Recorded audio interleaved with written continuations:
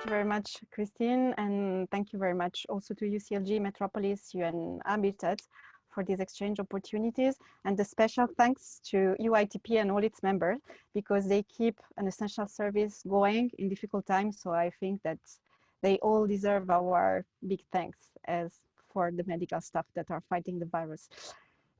So I tried to pick up some of the intervention and change mine thanks to the wording that was coming up from other speakers, and see why with UCLG we thought it was interesting and important to bring the cultural dimension in this mobility exchange, which is very much linked to the human dimension of mobility, the fact that through mobility and culture, we link people, goods, knowledges, services, territories. And it brings us back once again to some buzzwords that has come up during this conversation that are solidarity, innovation, social behavior, etc., etc. So why highlighting this link with the cultural dimension? Because we speak about public health, user and works safety, behaviors. I would rather talk about physical distance and social solidarity rather than social distancing. I think that wording by time to time is important.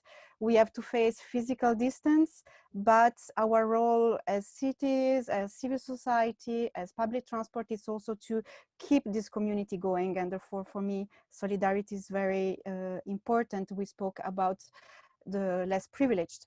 The poorest that still need to move in order to raise their livelihood and daily income. So it's very, very important to raise this issue of solidarities. Therefore, we speak about social norms, cultural norms, and the idea of creative mobilities in link with mobility is that we can change social behavior through arts and culture. We have a lot of good practices around. It was also mentioned that during isolation time, for example, walking and cycling is seen as a solution for stress reducing. And therefore, we highlight how some solutions that are thinking so far as kind of opportunity for the most privileged are indeed essential for everybody, for their quality of life every day. We want to change, we think about the future of our cities, of our societies, and when we speak about talking about the future, our visions, once again, we speak about culture. We speak about the cultural norms, the cultural values that inform our vision for the future.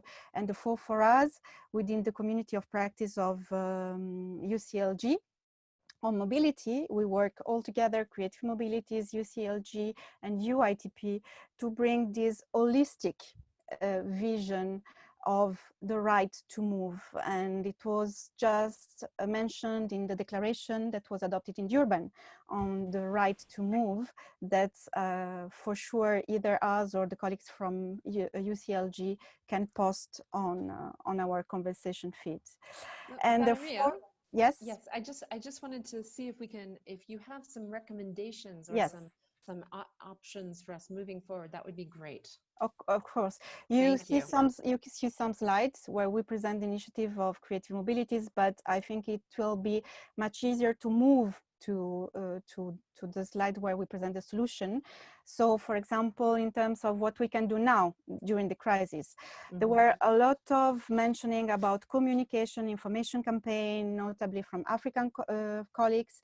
And we know that there are a lot of artists and cultural practitioners that are very much committed to spread the word about the dangerousness of this virus, and therefore they could be used as a partners to raise awareness among population, also in relation with mobility practices, for example.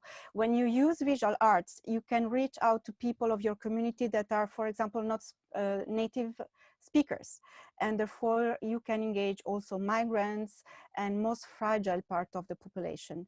You can also highlight, for example, the profile of the workers that keep the public service going with the photography exhibition, for example, in the public space, in public transport spaces, etc. So those are some very easygoing examples that can be implemented that are implemented is some other scenario.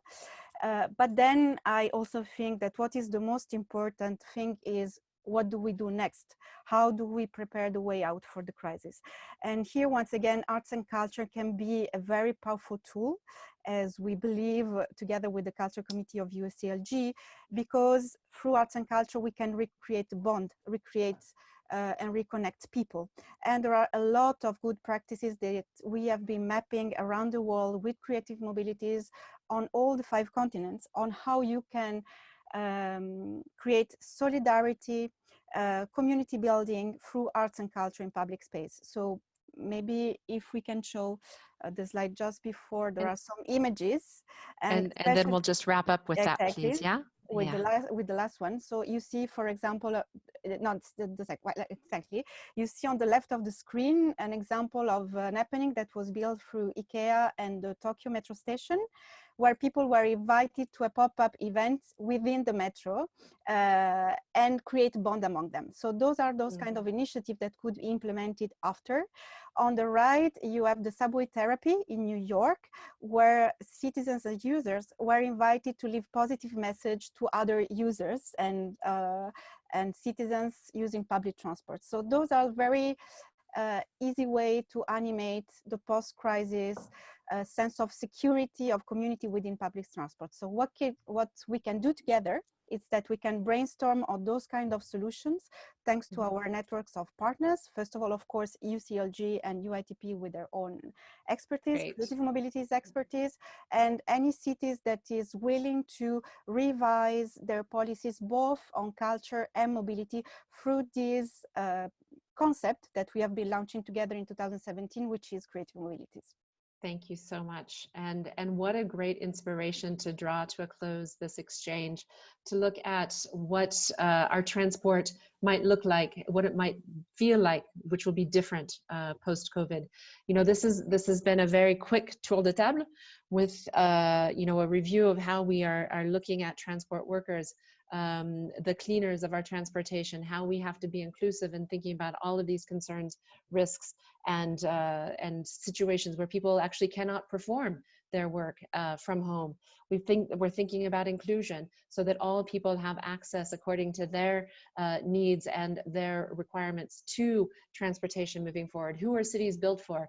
And thinking now about the creative aspects, the partnerships between culture, transportation, governments, and users. What does this look like in the future? Who are we building the city back for? And what kind of city do we want to see together? So I really want to thank each one of the 3 speakers. I know that some may no longer be with us and had to move on to other requirements and other obligations, but thank you so much. And I have found it very inspiring and very enlightening. Over to you, Amelia. Thank you.